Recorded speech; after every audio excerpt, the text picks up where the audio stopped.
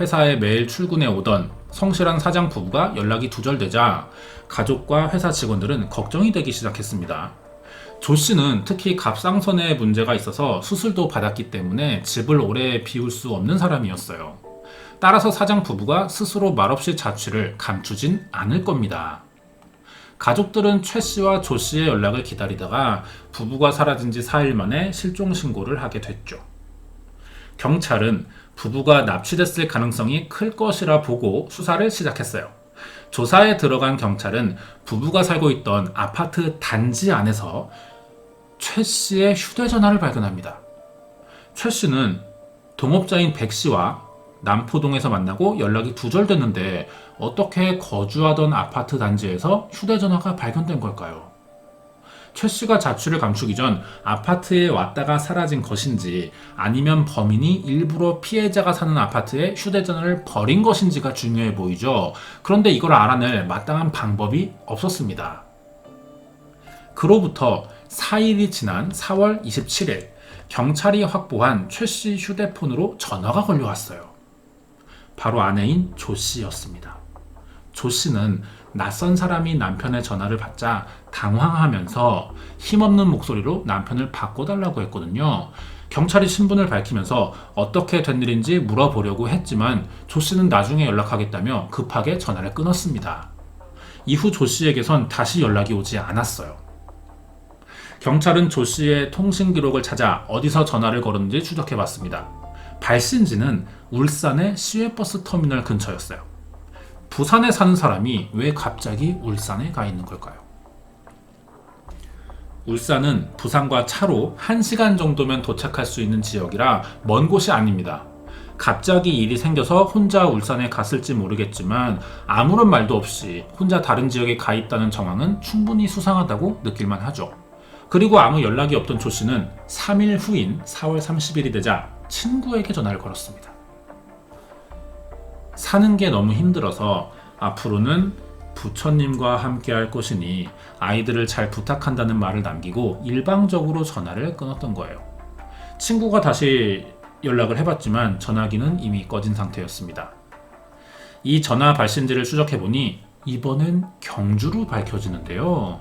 경찰은 조 씨가 며칠 사이 부산에서 울산과 경주를 다니며 전화를 거는 이유가 뭔지를 알아야만 했습니다. 만약 자발적인 잠적이 아니라 납치된 것이라면 조 씨 옆에 범인이 있을 가능성은 아주 높아 보이고, 그렇다면 일부러 전화를 걸게 시켜서 주변을 안심시킨 뒤 수사에 혼선을 주려는 의도일 수도 있겠죠. 이대로 더 이상의 연락은 없었고요. 일주일이 더 지납니다.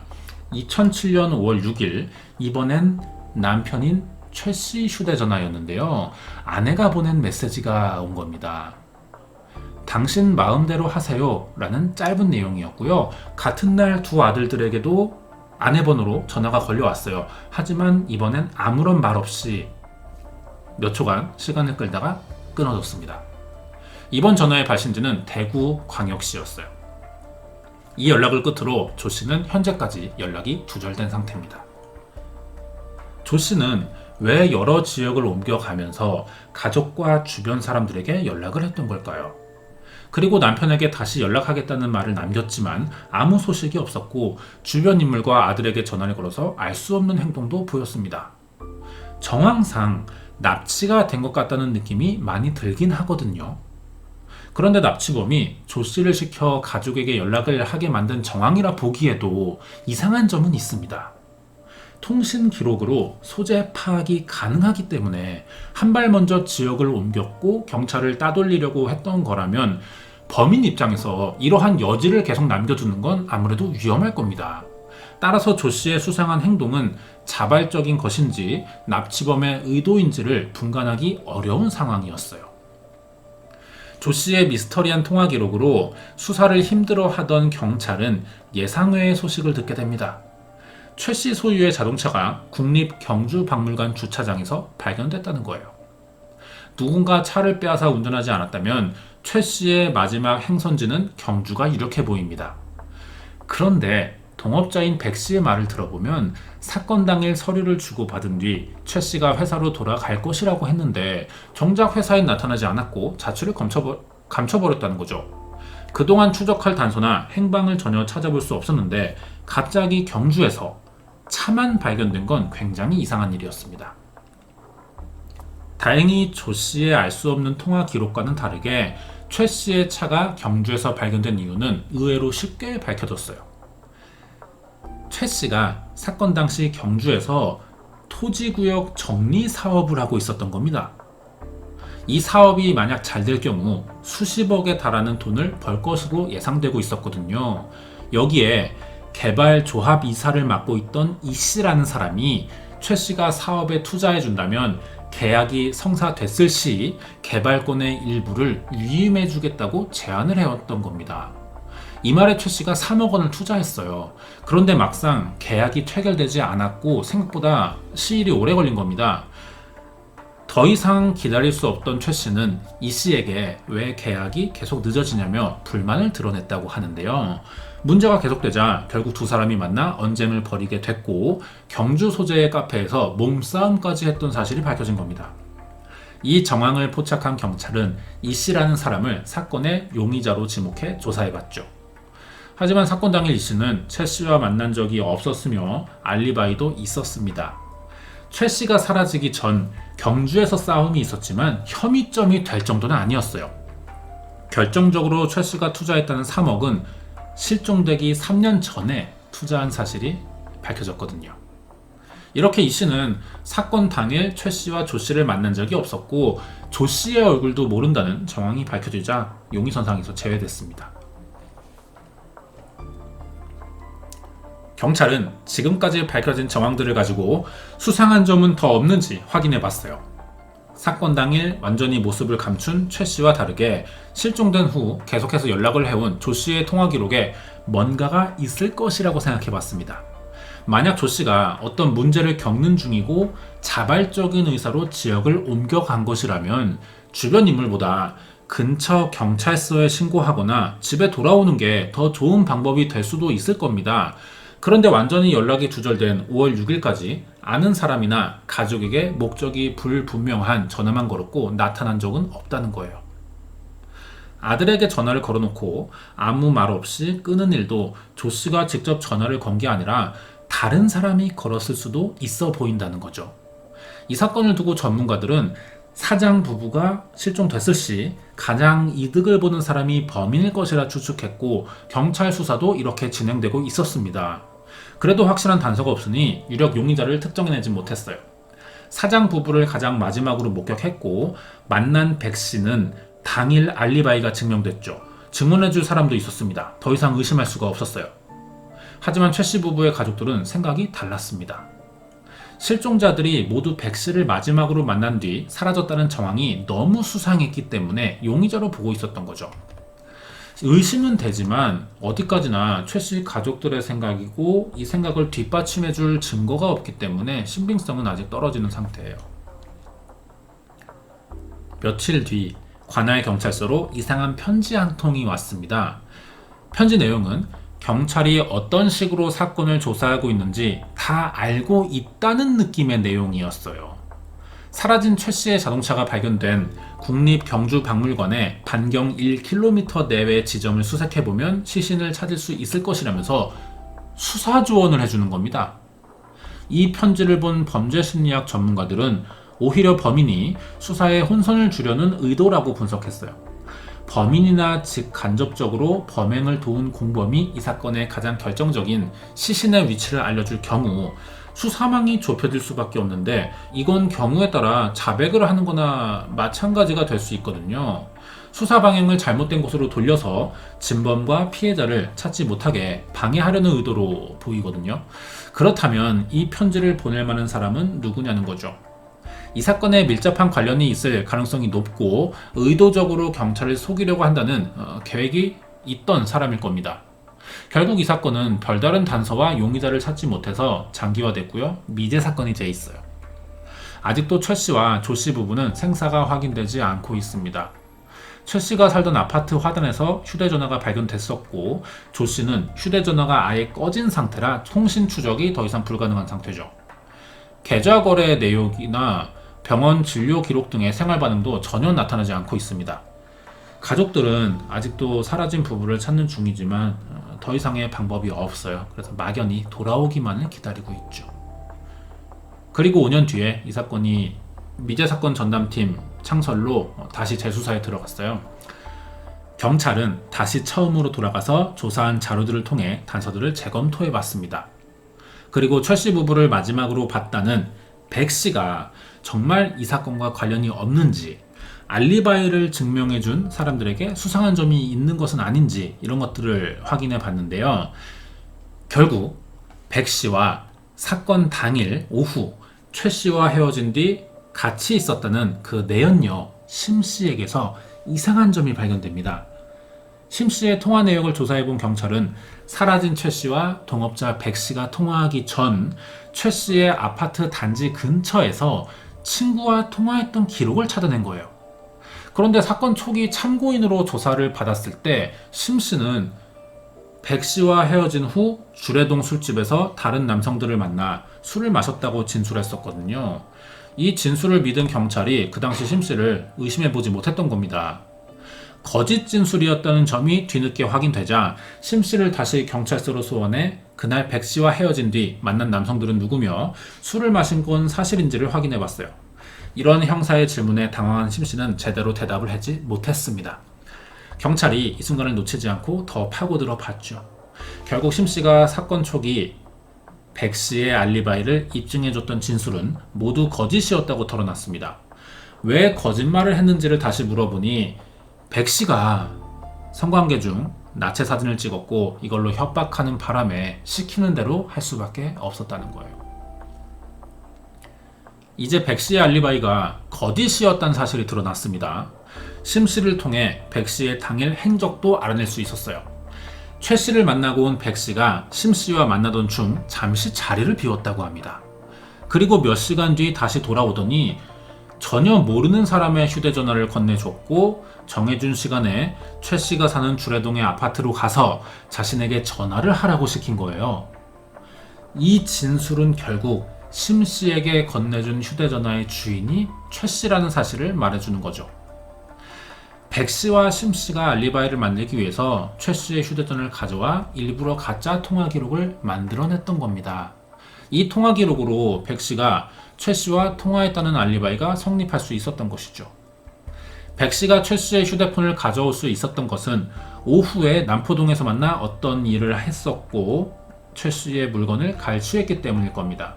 그렇다면 백 씨를 만나러 공장에 갔다가 자취를 감춘 조 씨는 어떻게 된 걸까요? 실종 당일 회사에서 일하던 직원은 조 씨를 공장 마당에서 봤었다고 진술한 적이 있어요. 하지만 경찰이 공장으로 찾아가서 이 진술이 사실인지를 확인해 봤더니 공장 내부가 밖을 보기 힘든 구조였다는 거죠. 진술이 이상해서 직원을 불렀고요. 조 씨를 정확히 어디서 봤는지를 자세히 말해달라고 하자 이 사람은 위치를 제대로 가리키지 못했습니다. 이 직원은요, 직접 본 게 사실 아니고 백 씨가 조 씨를 공장에서 만났다는 말을 해서 그렇게 믿었다면 말을 바꿨어요. 그러면 조 씨는 공장에 도착하기 전 백 씨를 만나 무슨 일을 당했던 것으로 보입니다. 백 씨의 수상한 행적은 계속해서 밝혀졌어요. 최 씨는 백 씨가 가지고 있던 회사 지분의 40%를 사들인 적이 있었습니다. 그런데 최 씨가 실종되자 다시 백 씨가 회사 지분을 위임받은 서류가 발견됐고요. 이 지분 일부를 매각해서 2억 원을 챙긴 정황도 드러났죠. 가장 확인하기 어려웠던 조 씨의 통화 기록도 결국 실체가 드러납니다. 최 씨와 아들, 친구에게 전화한 사람은 조 씨가 아니라 백 씨가 사주한 제3의 인물이었어요. 이 정황을 잡은 경찰은 백 씨를 최 씨 부부 실종의 유력 용의자로 지목합니다.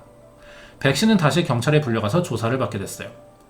백 씨가 하는 말은 이미 다 끝난 일인데 왜 다시 부르느냐 하면서 불쾌한 반응을 보였는데요. 경찰은 그동안 수집한 증인들의 진술과 정황, 증거들을 바탕으로 백 씨를 추궁해 봤지만 이 사람은 끝까지 범행을 부인했습니다. 경찰이 범행을 입증해주는 증거가 있는 건 아니라는 사실을 알고 있던 거죠. 경찰은 거짓말 탐지기 조사를 제안했어요. 이건 당사자가 거부하면 할 수 없는 수사입니다. 그런데 의외로 백 씨가 이걸 허락해줬어요. 경찰은 거짓말 탐지기 조사가 예정된 5월 15일에 경찰서로 출석해달라는 요구서를 보냈죠. 그런데 백 씨는 경찰서에 나오지 않고 자취를 감췄습니다. 체포영장도 발부됐고 강도 높은 신문과 검사를 해볼 예정이었지만 백 씨가 사라지자 증거가 인멸될 가능성도 있다는 생각에 서둘러 백 씨를 추적해보기 시작했어요. 사건은 아주 의외의 결과가 나왔습니다. 이틀 뒤인 2007년 5월 17일 경남 거제시 연초면 소재의 주차장에서 백 씨가 사망한 채로 발견된 거예요. 인근 농장 주인이 현장을 발견하고 경찰에 신고했던 건데요. 백 씨는 차 안에서 사망해 있었고 번개탄을 피운 흔적과 유서로 보이는 낙서들이 발견됐습니다. 앞유리에 세상이 싫고 힘들어서 먼저 갑니다. 경찰에 신고해주세요. 고맙습니다. 라고 적혀 있었고요. 다른 유서에는 주식에만 손대지 않았다면 이런 일은 없었을 텐데 이런 식의 짤막한 내용들이 많이 적혀 있었어요. 유서에 적힌 대로 생각해 보자면 백 씨가 거액의 주식 투자를 하다 실패했고 큰 빚을 졌는데 이 채무를 막지 못해서 고민하다가 가까운 사람이자 동업자인 최 씨 부부를 상대로 범행을 벌였지만 경찰이 수사망을 좁혀오니까 압박감을 느끼다가 목숨을 끊은 것으로 보입니다. 그래도 이거를 확인할 방법은 없어요. 정확히 어떤 이유로 목숨을 끊었는지는 백 씨만 아는 사실이겠죠. 이렇게 최 씨 부부 실종 사건의 가장 유력한 용의자가 사망하자 경찰은 사건을 재수사한 지 한 달도 안 돼서 다시 미제 사건으로 처리하게 됩니다. 결국 실종자 부부의 행방은 미스터리로 남게 됐죠.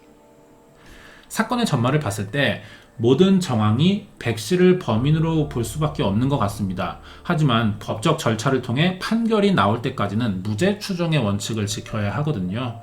그래서 이 사람은 어디까지나 용의자 신분일 수밖에 없는 겁니다. 그날 백 씨를 만난 최 씨와 아내인 조 씨는 어디로 사라진 걸까요? 사건이 일어난 지 11년이 지난 현재 어디에서도 사장 부부에 대한 소식은 들려오고 있지 않습니다. 준비한 내용 여기까지입니다. 이번 이야기는 2009년 부산광역시에서 일어난 중소기업 사장 부부의 실종 사건 파일이었습니다. 베니쉬, 사라지다 라는 뜻이죠. 그리고 이펙트는 현상이나 효과를 말하는데요. 이 둘을 합쳐서 베니쉬 이펙트라는 합성어가 있습니다. 특정한 사람이나 사물이 어느 날 갑자기 이유 없이 사라지고 흔적도 남지 않는 미스터리한 현상에서 사용되는 말이죠. 이렇게 무언가가 갑자기 사라질 경우 나중에 다시 나타날 수도 있어요. 하지만 사람의 경우에는 끝까지 발견되지 않거나 미라가 된 형태 아니면 사라지기 전에 입던 옷들이 남아서 그 사람의 흔적만 보여주기도 하죠. 베니싱 현상은 예전부터 여러 번 발생해 왔는데 대표적인 사건으로는 버뮤다 삼각지대 미스터리가 대표적이고 미스터리의 시초라고 할 수 있는 1861년 캐나다에서 발생한 유령선인 메리 셀러스트호 사건이나 1900년 영국 스코틀랜드의 아이린 무어 섬에서 사라진 3명의 등대지기 사건, 그리고 1991년 일본에서 사라진 카모마의 유키 실종 사건이 있어요. 이 외에도 안지쿠니 호수 이누이트 실종 사건이라던가 런던 지하철, 브라질의 포르투 알레그 여객기 실종 사건도 있죠. 이런 쪽에 관심이 많다면 빼놓을 수 없는 이야기들인데 이 중엔 사실관계가 맞지 않는 꾸며진 이야기나 떠도는 소문이라고 밝혀진 사건도 상당히 많아요. 그렇기 때문에 이런 미스터리한 일들에 대해 회의론적인 태도를 가진 사람들은 베니싱 현상의 경우에도 미해결 실종 사건을 다르게 설명하는 단어 정도로만 받아들이고 있죠. 이번에 알아볼 미스터리 사건은요, 이런 베니싱 현상을 잘 설명할 수 있는 사례 중 하나가 될 것 같은데, 특이하게 우리가 UFO라고 부르는 미확인 비행물체가 사건에 관련되어 있습니다. 어떤 사건이었는지 자세한 내용이 궁금하시다면 구독과 좋아요 부탁드립니다. 사진에 보이는 이 사람은 20살의 프레드릭 발렌티크라고 하는데요. 호주 빅토리아주 멜번에 있는 무라빈 공항이란 곳에서 비행기 조종사로 일하던 사람이었어요. 비행기 조종사는 목적이나 비행기 크기에 따라 자격이 분류되죠. 프레드릭은 이런 경비행기를 운전할 수 있는 4등급 자격의 조종사였어요. 그리고 이 사진을 찍을 당시에는 여객기 운행 자격을 따기 위해 준비 중인 파일럿 지망생이었죠. 프레드릭은 이전부터 어릴 때부터 비행기 조종사가 되고 싶었어요. 특히 호주 공군이 되려고 했는데 2년 전 고등학교를 졸업하고 시험을 봤지만 2번을 탈락합니다. 그래서 공군 조종사를 포기하게 됐고 대신 상업용 비행기 시험을 준비했죠. 그래서 20살이 되자 공항 아르바이트를 하면서 여객기 조종사 시험을 준비합니다. 경비행기를 조종할 수 있는 4등급 자격증은 어렵지 않았어요. 하지만 여객기 조종사 시험에는 떨어지는데 탈락 이유가 비행기만 타면 너무 신이 나는 거예요. 그래서 경고를 2번이나 무시하고 비행 경로를 이탈했기 때문에 자격을 따지 못했죠. 문제의 사건은 1978년 10월 21일에 일어나는데 이날 프레드릭이 다시 준비 중인 여객기 자격 시험을 연습 삼아 약 1시간 정도 떨어진 곳에 사는 친구 3명을 비행기로 마중 나갈 계획이었어요. 필요한 준비나 절차는 다 마친 상태였고요. 오랜만에 비행기를 조종한다는 생각에 굉장히 들떠 있었다고 합니다. 당시 프레드릭이 조종하던 비행기는요, 세스나 182L이라고 하는데 미국 세스나에서 개발한 경비행기고 1956년부터 생산된 모델이에요. 전형적인 경비행기죠. 프레드릭은 이미 경비행기 운전 자격이 있는 데다 공항에서 일하며 익힌 지식으로 정비사 없이 자신의 비행기를 직접 관리해 오고 있었어요. 그만큼 비행기에 관련된 모든 일을 좋아하는 사람이죠. 친구들을 마중 나갈 장소는 호주 남부의 베스 해협이란 곳에 위치한 작은 섬인 킹 아일랜드라는 곳이었어요. 비행기로는 1시간이 조금 넘는 거리였죠.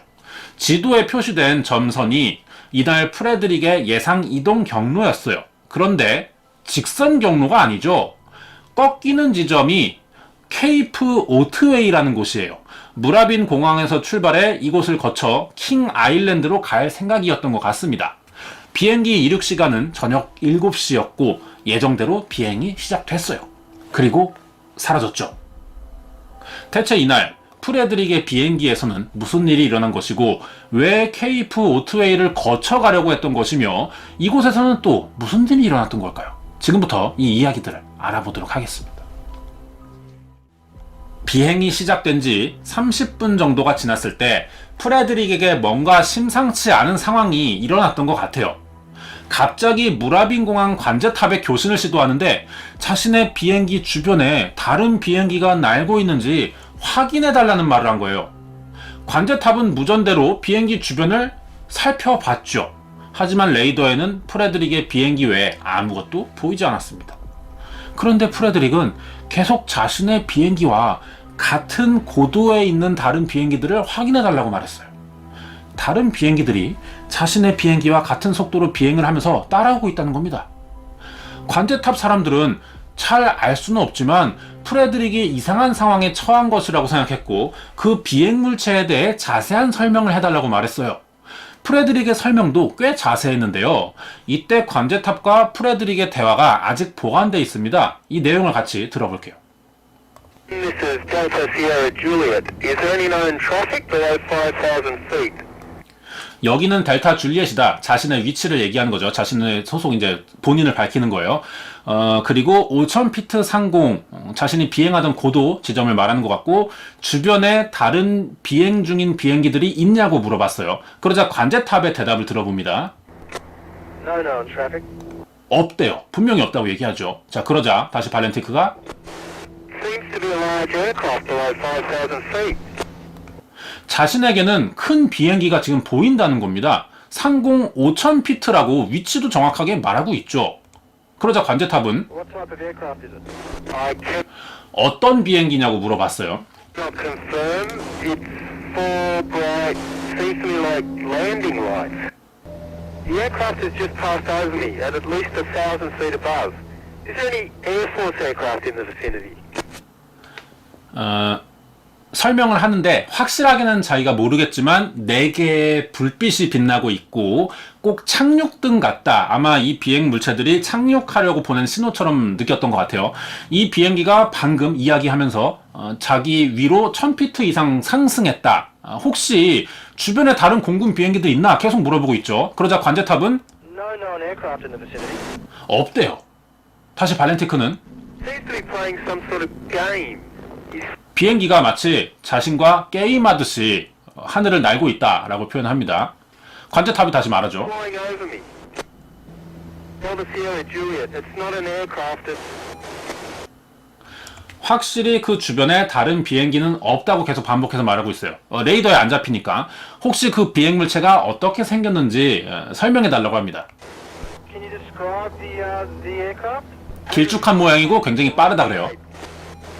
그러자 관제탑은 비행기 크기 얼마나 크냐라고 계속 물어보죠. Cannot identify it. It has such. 같은 속도로 떠 있는 것 같고 위에 있다. It's before me right now, Melbourne. How large would the object be? Seems like it's stationary.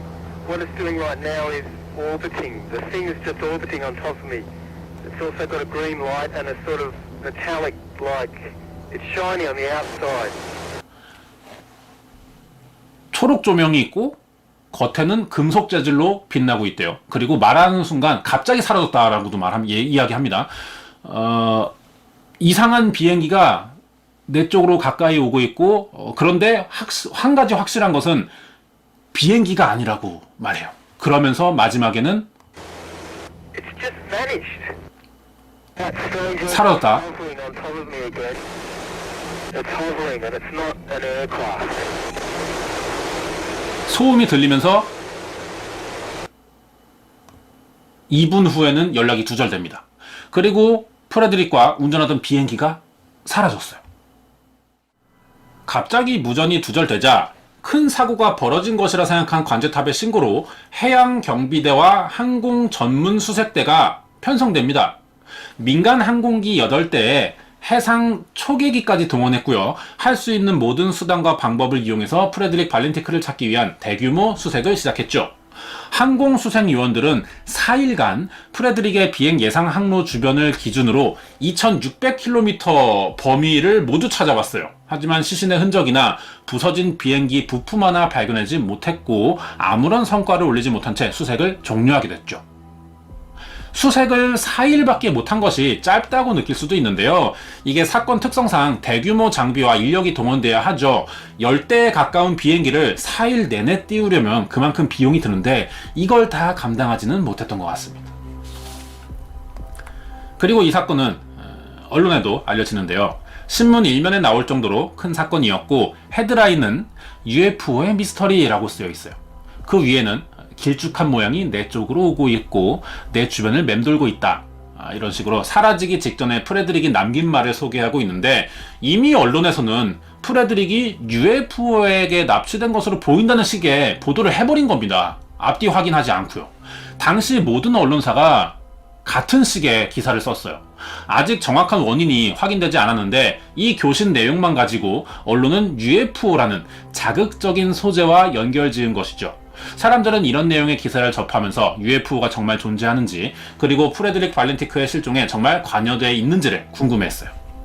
동시에 프레드릭의 아버지인 귀도 발렌티크의 인터뷰로 사건에 UFO가 관련되어 있다는 소문이 더 커지게 되는데 프레드릭이 어릴 때부터 UFO의 존재를 믿어왔고 실종되기 10개월 전부터 UFO를 목격했다는 이야기를 여러 번 했다는 겁니다. 아버지 증언에 따르면 프레드릭은 UFO의 존재에 심각한 믿음을 가진 데다 비행 일정이 잡히면 그날부터 UFO에게 공격당한 것을 심각하게 걱정했을 정도였다고 하는데요. 여기서 프레드릭의 실종 당일 비행 경로가 중요해집니다. 아까 본 사진에서 비행 경로가 직선이 아니었죠. 중간에 들르는 지점이 있던 케이프 오트웨이에 대한 이야기를 할 차례죠. 이 사진이 프레드릭이 실종되었던 때와 비슷한 시기에 케이프 오트웨이를 여행 온 미국인 관광객이 찍은 사진인데요. 등대 근처에서 이상한 비행물체를 봤다는 겁니다. 사진을 보시면 우리가 UFO를 떠올릴 때 그 이미지, 둥근 접시 모양의 형태와는 굉장히 다르게 생겼죠. 이 비행물체는 프레드릭이 사라지기 전 교신에서 이야기한 그 길쭉한 형태를 하고 있어요. 이렇게 미확인 비행 물체가 찍힌 사진과 목격자까지 등장하자 사람들 사이에서는 프레드릭 발렌티크의 실종과 UFO 납치설은 사실처럼 알려지기 시작합니다. 그리고 5년 뒤인 1983년 7월 프레드릭이 실종된 호주 남해협의 플린더스 섬이라는 해변에서 뭔가가 발견돼요. 바로 비행기 엔진 부품의 잔해였죠. 조사 결과 이것은 프레드릭이 조종하던 세스나 182 기종에 쓰인 엔진과 같은 것이었어요. 중요한 건 이 비행기에 있던 것은 아니고 제품만 같은 겁니다. 그래도 우연치고는 뭔가 이상하죠. 멀쩡히 비행 중인 비행기에서 떨어져 나올 확률이 없는 부품이라는 거예요. 그렇다면 이 부품이 해변가에서 발견됐으니 최근 이 근처에서 비행기 추락 사고가 있었다는 뜻이 되기도 하죠. 하지만 5년 사이 플린더스 섬 주변에서 비행기 사고는 없었어요. 프레드릭의 비행기 추락 사실을 안 누군가가 고의적으로 엔진을 분리해 이 섬에 옮긴 것이라고 생각할 수도 있죠. 아니면 생존한 프레드릭이었을 수도 있고요. 하지만 이것을 입증할 방법이 없는 겁니다. 어떠한 가설이든지 사람들은 플린더스 섬에서 발견된 비행기 부품이 당시 프레드릭이 타고 있던 비행기의 것은 확실하다고 생각했어요. 이것이 사실이라면 대체 그날 무슨 일이 있었냐는 겁니다. 이 부분을 알아보도록 하겠습니다. 항공비행 전문가들은 이 사건에 대해 공통적인 이야기를 했는데요. 아직 비행이 익숙하지 않은 프레드릭이 착각을 일으킨 것 같다는 겁니다. 전문가들의 가설에 의하면 해가 지고 어두운 바다 위를 비행하던 프레드릭이 어느 순간부터 거꾸로 날고 있었을 것이라는 거예요. 바다를 하늘로, 하늘을 바다라고 생각했다는 이야기인데 이렇게 위아래를 착각해서 바다에 비친 자신의 비행기 불빛과 케이프 오트웨이의 등대 불빛 그리고 여기에 비치던 그림자를 UFO의 불빛이라 오해했고 혼란을 겪던 와중 비행기 고도가 낮아지면서 결국 바다 수면과 충돌했다는 겁니다. 등대 모양을 생각해 봤을 때 프레드릭은 길쭉한 모양의 비행기라고 설명했거든요. 이렇게 생각해 보면 상당히 맞아떨어지는 가설이죠. 정리하자면 바닥에 비친 자신의 비행기 불빛을 다른 비행 물체로 착각했고 이것을 피하기 위해 고도를 높여 올라가려고 했지만 위아래를 착각해서 사실은 바다로 들어가 버린 것이라는 해석인데요. 이 설명 자체는 아주 설득력이 있어 보여요. 밤이라 시야가 충분히 확보되지 않으면 하늘과 바다를 착각할 수도 있겠죠. 그리고 프레드릭은 평소에 UFO의 존재를 믿었던 사람이라 이 상황을 그렇게 표현했을 수도 있다는 겁니다. 이것과 관련된 조사가 사건 발생 35년 만인 2013년에 미국에서 진행된 적이 있는데 조사 결과 프레드릭 발렌티크는 아마 그레이브 야드 스파이럴이라는 위험한 상황에 빠졌던 것으로 보인다는 결론을 내렸어요. 그레이브는 묘지고 스파이럴은 나선이죠. 합치면 죽음의 나선형, 자살 나선형이라고 부르는 항공 용어가 됩니다. 주로 장비나 비행에 익숙하지 않고 충분한 훈련을 받지 않은 조종사가 시야 확보를 못하고 수평선이 없는 야간이나 열악한 기상 조건에서 일으킬 수 있는 사고 중 하나라고 하는데 조종사는 항공기의 방향을 판단할 수 있는 능력을 상실하기 때문에 이 현상에 걸린 비행기는 빠르게 회전하며 고도를 잃는 상황에 처하게 된다고 합니다. 이 상황을 겪는 조종사 입장에서는 하늘과 땅이 도는 것처럼 느껴질 거예요.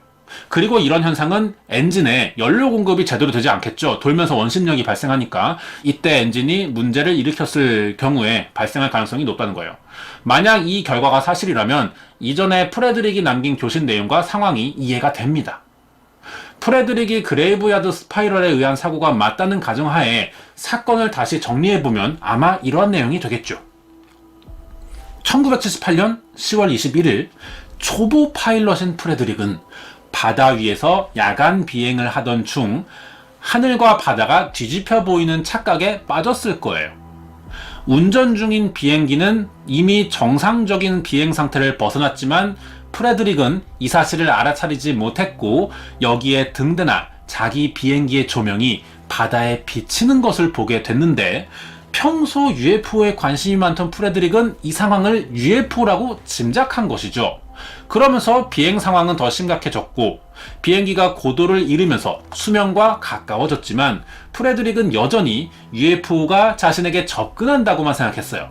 이때 무전을 시도하고 있던 것으로 예상이 되고요. 그레이브야드 스파이럴 현상으로 이미 위험해진 상황이었지만 수면에 비친 자신의 불빛을 보고 UFO가 주변을 맴돌고 있다고 느꼈을 겁니다. 여기에 극심한 회전으로 원심력이 생기자 연료 공급이 제대로 기기에 되지 않았을 것이고 엔진 오작동이 생기면서 결국 비행기는 바다와 충돌했다고 볼 수 있죠. 이러한 가능성 외에도 프레드릭이 자살했을 것이라는 추정도 있었지만 평소 잘 알고 지내던 가족이나 사람들은 자살했을 가능성은 없다고 잘라 말했습니다. 조사를 통해 이런 결론이 나왔지만 여전히 설명되지 않는 부분은 남아있죠. 프레드릭이 봤다는 초록 불빛이나 분리될 수 없는 엔진이 따로 섬에서 발견된 경우들인데 그렇기 때문에 여전히 많은 사람들은 프레드릭 발렌티크가 UFO에 납치됐다고 믿고 있습니다.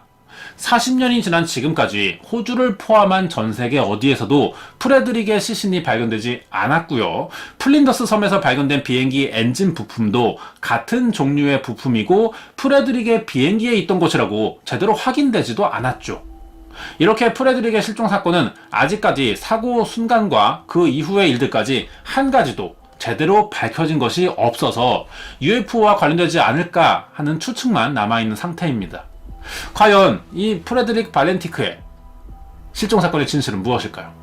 여기까지가 1978년 호주에서 UFO에 납치된 것으로 보이는 파일럿에 대한 미스터리 사건 파일이었습니다. 네, 준비된 내용은 여기까지입니다. 맨날 살인사건만 하다가 이러한 내용을 해보는 것도 신선하고 오히려 좀 더 관심이 가는 생각이 들기도 해요. 여기까지인데 자살은 아닌 것 같아요. 그죠? 그러한 내용의 무전을 남겨놓고 이게 자살이 될 것 같진 않고 아마 항공비행 전문가들이 추측한 그런 과학적인 원인에 의한 발생이 맞을 것 같아요. 사고라고 보는 게 맞을 것 같은데 물론 그것도 추측일 뿐이에요. 비행기 잔해라도 발견돼서 그레이브야드 스파이럴에 해당되는 기기 결함이 밝혀진다면 또 모르겠지만 아무런 잔해가 발견되지 않고 시신도 없고 시신은 아마 바다에 빠지면서 또 해양 생물들에게 먹혔을 가능성이 높죠. 시신은 찾기 좀 힘들고 뼈도 남아있지 않을 가능성이 높아요. 그렇기 때문에 추측으로만 남아있는 이유는 입증할 수가 없으니까. 그죠? 근데 아마도 제 생각에는 항공비행 전문가들의 소견이 맞다고 보여집니다.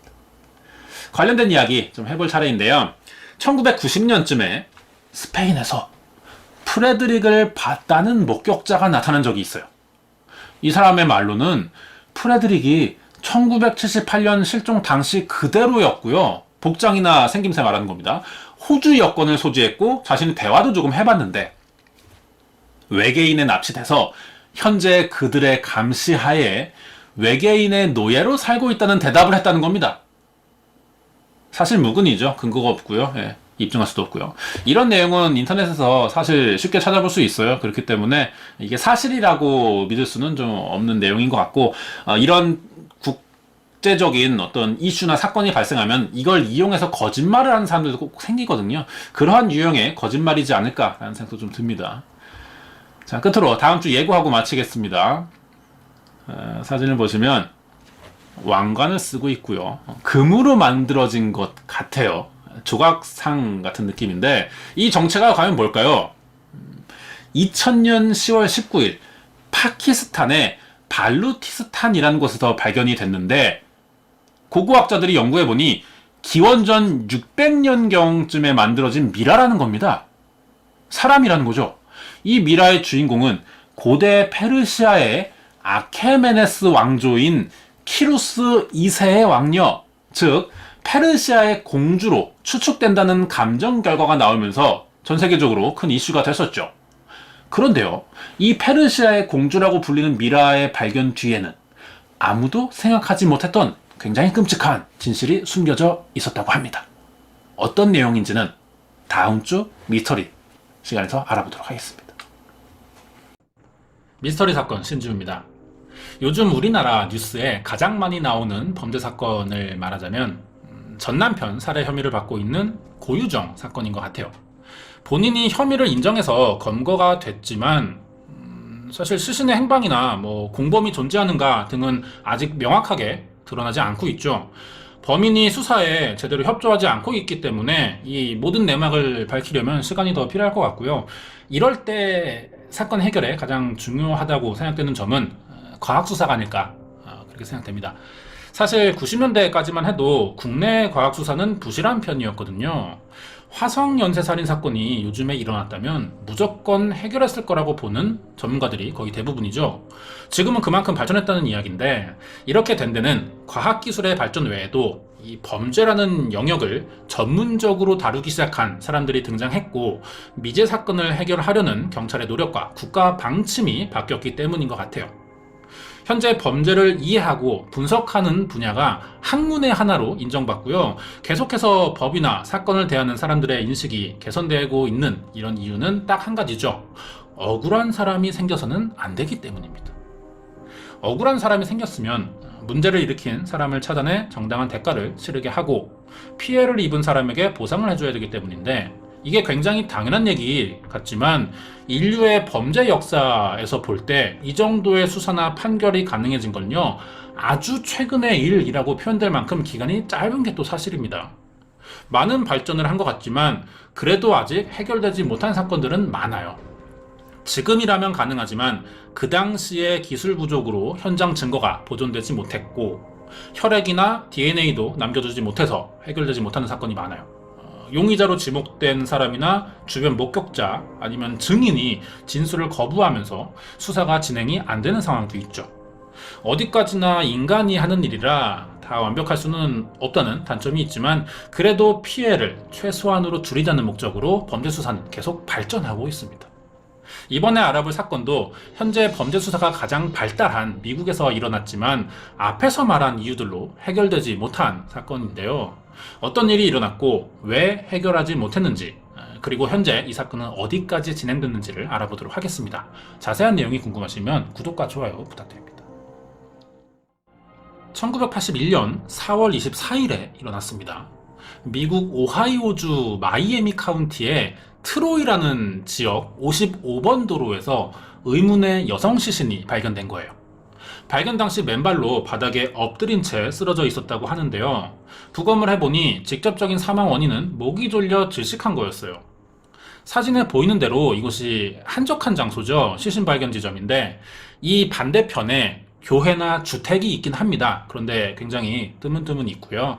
마을처럼 밀집하지 않았어요. 건물이 몇 채 없습니다.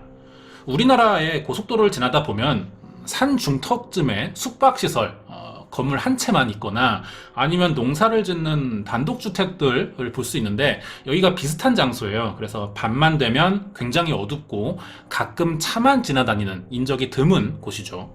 최근 사진이라 이 정도고 사건이 일어난 80년대를 감안하면 조금 더 조용한 곳이었겠죠. 이런 곳에 목이 졸려 사망한 여성이 있다면 게다가 맨발이기도 하니까 아마 다른 데서 범행이 이뤄졌고 여기에 시신을 유기했거나 아니면 이 근처에 살던 피해자가 밖을 나왔다가 누군가를 만나서 피해를 입었을 거라는 생각이 가장 먼저 들어요. 그럼 정황상 성범죄일 가능성 가장 높아 보이고요. 그런데 이 사건의 피해자는 목이 졸렸고 머리에 상처가 있긴 했지만 이 상처는 쓰러질 때 바닥에 부딪히면서 생긴 것처럼 보였어요. 성폭행을 당했다고 볼 만한 상처나 그 외에 다른 단서가 발견되지 않은 거예요. 보통의 살인사건은 피해자 시신 외에도 범인을 특정 지을 수 있는 단서들이 남는 경우가 많은데 이 경우엔 시신 근처나 주변 지역을 모두 뒤져도 증거가 될 단서를 한 가지도 찾지 못한 겁니다. 신고를 받고 출동한 경찰이 빠르게 시신을 수습하고 수사팀을 편성해서 바로 사건 조사를 시작했지만 이 이상 알아낼 수 있는 정보가 없었어요. 결국 경찰은 외딴 곳에 시신이 버려졌고 신원도 알 수 없다는 점을 근거로 피해자가 가출한 상태거나 매춘부일 거라고 짐작할 수밖에 없었어요. 조사가 시작되면 사건에 이름을 붙이거든요. 경찰이나 언론에서 붙이는 경우가 많은데 보통은 범인 이름이나 아니면 사건이 일어난 지역을 많이 사용하죠. 우리나라의 경우 경기 서남부 지역 연쇄살인 사건이나 미국에서는 조디악 킬러라는 살인사건이 있었죠. 이런 식으로 이름을 짓는데 이 사건은 특이하게 둘 다 그러지 못합니다. 일단 범인을 모르고 시신 발견 장소가 이곳이긴 하지만 범행 장소인지가 확실하지 않기 때문에 그 뒤로 앞뒤로 비슷한 사건도 없었고요. 피해자의 신원도 모르고 사실 성매매 여성일 수 있다는 짐작은 했지만 옷차림은 또 그래 보이지 않았거든요. 범죄 수사의 첫 단계는요, 먼저 눈으로 보고 짐작해보는 방법입니다. 피해자의 외형을 이야기해볼 차례인데 붉은색의 양옆으로 따은 머리를 했고요, 청바지를 입고 있었어요. 특히 윗옷이 특이하죠. 이게 원주민들에게서나 볼 법한 가죽옷인데 이런 옷을 벅스킨이라고 불러요. 그래서 사건 이름은 벅스킨 소녀 살인사건이라고 불리게 됐죠. 그 밖의 특징으로는 갈색 눈동자와 피부에는 주근깨가 조금 있었고 턱 아래와 손, 발에 각각 흉터들이 있었어요. 하지만 이게 일이나 생활을 하다가 다쳤고 아문 것으로 보여서 폭행이라고 볼 정도의 상처들은 아니었고요. 가장 이상한 점은 피해자의 신원을 알 수가 없다는 겁니다. 신분증이 나오지 않아서 이 지역 실종자 명단과 대조해봤지만 일치하는 사람이 나오지 않았죠. 그러자 경찰은 피해자가 오하이오주에 있는 주민이 아닐 수도 있다는 추측을 해봅니다. 어쩌면 외국인일 수도 있겠죠. 발견 당시 바로 부검을 하면서 지문과 치아 정보, DNA도 확보할 수는 있었어요. 하지만 당시 수사력만 가지고는 이걸로 신원을 밝혀낼 수 없었기 때문에 증거를 찾아냈는데도 이것들이 증거 역할을 하지 못하는 상황이었습니다. 오하이오주 내에서 발생한 실종 사건들과 대조하는 것이 최선의 방법이었고 피해자가 어디서 사는지, 이 지역에 사는 주민이 맞는지도 확신할 수 없는 상황이라 수사팀을 확대 편성할 수도 없었어요. 그래도 결국 이 사건에 활용 가능한 유일한 증거를 찾게 되는데 피해자의 옷에 가루가 묻어있던 겁니다. 이 성분을 조사해보니까 꽃가루였어요.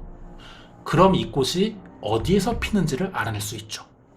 조사해보니 미국 서부나 북동부, 멕시코에서 자라는 들꽃으로 밝혀집니다. 최소한 피해자는 이 지역에서 온 여성일 것이라는 증거가 생긴 거죠. 옷에는 평균치 이상의 자동차 매연 성분도 나왔는데요. 이것은 차가 많이 다니는 지역에 살거나 자동차를 다루는 관련 직업을 가졌을 가능성이 있다는 이야기가 되고요. 이런 식으로 피해자의 몸에 남은 성분에 대한 검사 효과가 나타나자 이제는 방사성 동위원소 분석이라는 걸 해봅니다. 어려운 말인데요. 우리 몸에는 어떤 루트로 인해 체내에 고유 성분이 남게 됩니다. 예를 들어서 음식을 먹으면 그 지역 특유의 원소 성분이 몸에 남아요. 우리나라로 예를 들면은 우리나라 수돗물에는 충치 예방에 좋다는 불소 성분이 들어있습니다. 그런데 서울시는 이 불소 성분 정책을 안 하기 때문에 서울시 수돗물에는 불소 성분이 없거든요. 그러니까 서울에 사는 어떤 사람의 몸을 검사했을 때 몸에서 불소 성분이 나오게 된다면 이 사람은 불소 성분의 수돗물이 나오는 지역을 가본 적이 있다라고 짐작해 볼 수 있다는 거죠. 이런 식으로 벅스킨 소녀의 몸에서 발견된 원소 성분과 일치하는 지역을 찾아봤더니 미국 텍사스주, 포트워스와 오클라호마라는 주가 나왔어요. 남아있는 양을 볼 때는 한 2개월 정도 이곳에서 지냈을 것이라는 결론을 내릴 수 있었죠. 자, 그런데 문제는 이 검사를 하고 나니까 사건이 더 복잡해진 거예요. 시신이 발견된 곳과 꽃 성분, 원소 성분 일치 지역이 모두 달랐던 거죠. 서로 거리도 아주 먼 지역들이었고요. 그렇다면 피해자는 과연 어디서 왔으며 왜 하필 오하이오주에서 발견됐냐는 겁니다. 계속된 조사로 증거들이 나오고 있었지만 정작 사건은 더 미스테리해지고 있었어요. 이렇게 사건 발생 이후 경찰은 1년 이상 조사를 벌이면서 신원을 파악하는 데 가장 많은 노력을 했고요. 신문과 라디오에 사건을 공개했어요. 제보도 받아봤지만 수사에 도움이 될 만한 정보를 얻지 못하게 되면서 이 벅스킨 소녀는 무연고 시신으로 장례를 치른 뒤 결국 매장됩니다. 피해자가 입었던 옷은 사건의 유일한 증거품이에요. 현재 수사기관에 보관돼 있고요.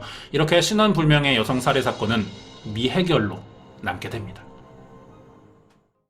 사건에 관련된 이야기는 여기까지입니다. 짧죠. 수사 내용이 많아야 그만큼 해결될 가능성이 크기 때문이라 대체로 미제 사건은 내용이 좀 짧은 편인데 여기서 사건이 끝나진 않습니다. 시간이 지나면서 과학 수사가 도입됐고 많은 범죄 전문가들이 생겨났어요. 그러자 이들을 더 연구하고 활용해서 미해결 사건들을 처리하려는 세계적인 흐름들이 만들어지기 시작했죠. 우리나라의 경우는 태완이법이 통과되면서 이 흐름에 발을 맞추게 된 건데요. 다행히 이 미제 사건 전담반이 효과를 보면서 많은 사건들이 해결됐고 진범을 잡는 데 성공하고 있죠. 이런 수사 발전의 결과로 아무것도 알아내지 못해서 입고 있던 옷으로만 이름이 지어졌던 벅스킨 소녀는 시신으로 발견된 지 37년 만인 2018년 4월 9일 드디어 신원이 밝혀지게 됩니다. 마르시아 킹이라는 20대 여성이었어요. 미해결 사건 전담팀은 벅스킨 소녀의 신원을 찾게 되자 사건의 이름을 마르시아 킹 살인사건으로 변경하면서 피해자의 가족을 찾기 시작했죠. 어렵지 않게 가족을 찾았는데 사건이 일어난 오하이오주에서 약 1000km 정도 떨어진 아칸소라는 주에 살고 있었어요. 비행기로 2시간이 넘는 굉장히 먼 거리죠. 경찰이 바로 피해자 가족을 찾아가 마르시아의 사망 소식을 알리고 수사 협조를 요청합니다. 가족도 계속 마르시아를 찾느라 집 전화번호를 바꾸거나 이사를 하지 않고 있었죠. 가족들은 실종자가 살아 돌아올지도 모른다는 생각으로 대부분 이러한 행동을 보이거든요. 그런데 이 가족의 문제는 37년간 마르시아의 실종 신고를 한 번도 하지 않았다는 겁니다. 이건 이상하다기보다는 수상해 보일 정도죠. 경찰도 이 부분을 물어보니 가족은 마르시아가 집에 오지 않은 이유를 가출이라고 생각했었기 때문에 신고를 하지 않았다는 거예요. 이건 납득할 수 없는 대답이죠. 어떤 가족 사정이 있는지는 모르겠지만 정상적이라고 보기는 힘든 반응입니다. 가족 관계가 평소 안 좋았거나 자주 가출을 해왔다면 이틀, 3일 정도는 그럴 수 있다고 생각이 드는데 기간이 더 길어지면 찾으려는 시도는 해봐야죠. 한 달, 1년도 아니고 37년이나 지나고 있었잖아요. 집을 옮기거나 연락처를 바꾸지 않아도 경찰에 신고는 했어야 되는데 피해자가 돌아온다는 확신을 할 수도 없으면서 왜 실종 신고를 하지 않았냐는 겁니다.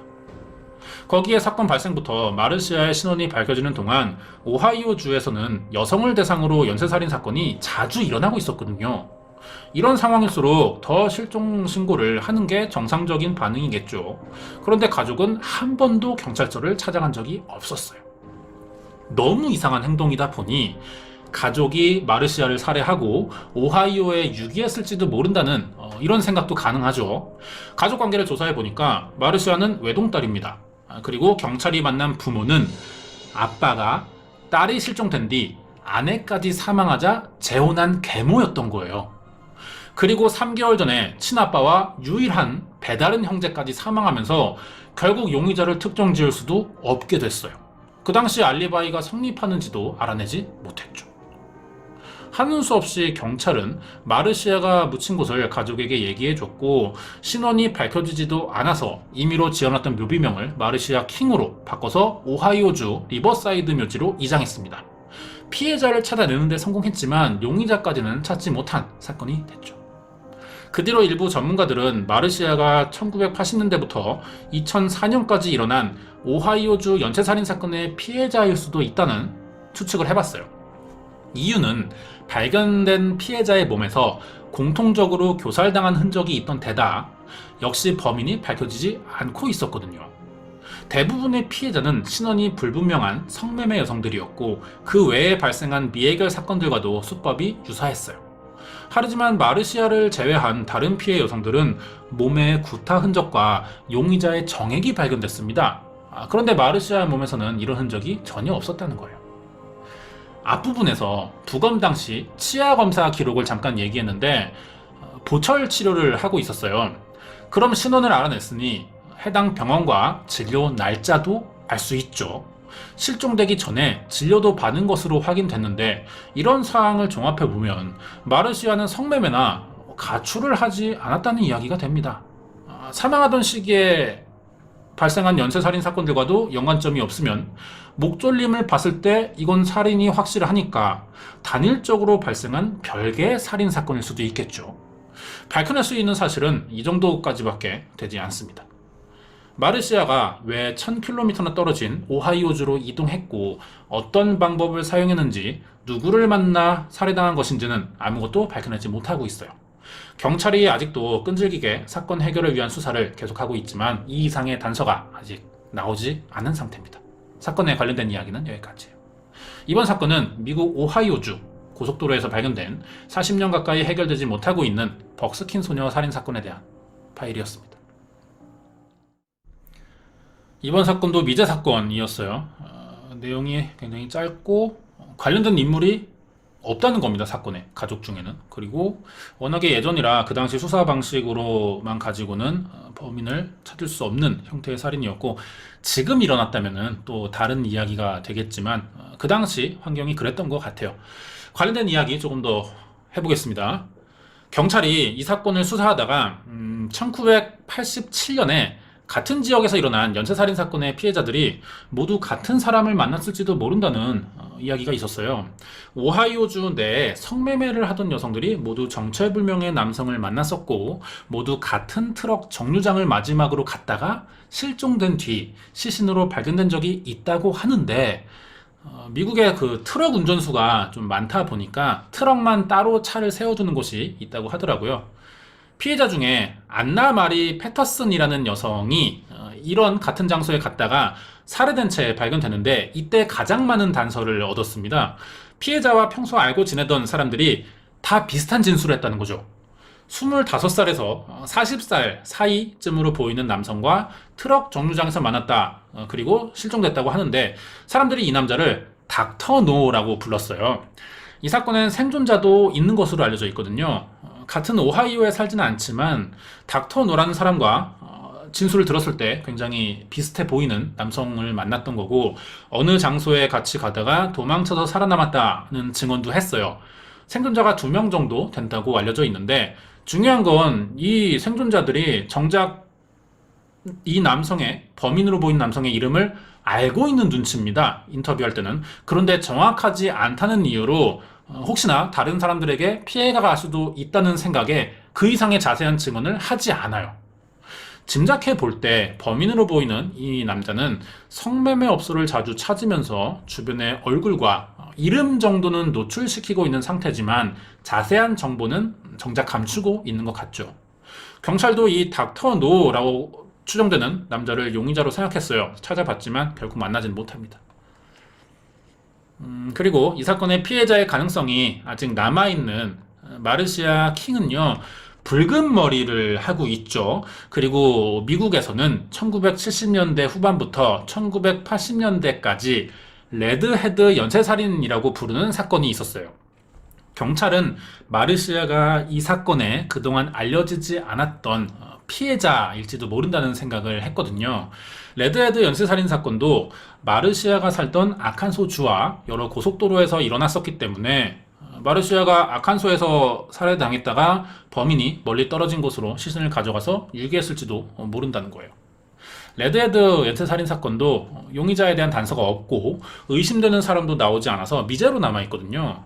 이 사건의 피해자들이 전부 붉은 머리를 한 여성이었고 매춘을 하던 여성들이 다수 사망했다, 이런 점이 일치하고 있죠. 하지만 연쇄살인 사건이란 말이에요. 그것도 성매매 여성들을 노리는 성에 관련된 사건이죠. 이럴 경우 범인의 살해 수법이 굉장히 일관적이라는 특징이 있습니다. 살인만 목적이 되는 게 아니라 범행을 찾아다니는 그 물색하는 방식이나 접근하는 방식, 납치하는 방식, 결박할 때 매듭 방식이라든지 흉기 선택, 아니면 최종 살해 방식까지 되도록 이런 것들을 좀 일치시키려는 강박을 보여요. 거기서 쾌감을 느끼니까. 그런데 이 레드헤드 살인 사건의 피해자들은 모두 금품을 뺏겼고 나체 상태로 발견됩니다. 하지만 마르시아는 옷을 다 입고 있었고요. 소지품도 그대로였기 때문에 일치하는 점이라고는 머리색밖에 없는 거예요. 이 점을 보고 경찰이 우연이라고 판단했기 때문에 이 사건에 마르시아가 포함되지는 않았어요. 관련된 이야기가 여기까지입니다. 그래서 다음 주 사건으로는 이 벅스킨 소녀 살인 사건의 연장이 될 수도 있는 레드헤드 연쇄살인 사건을 알아보도록 하겠습니다.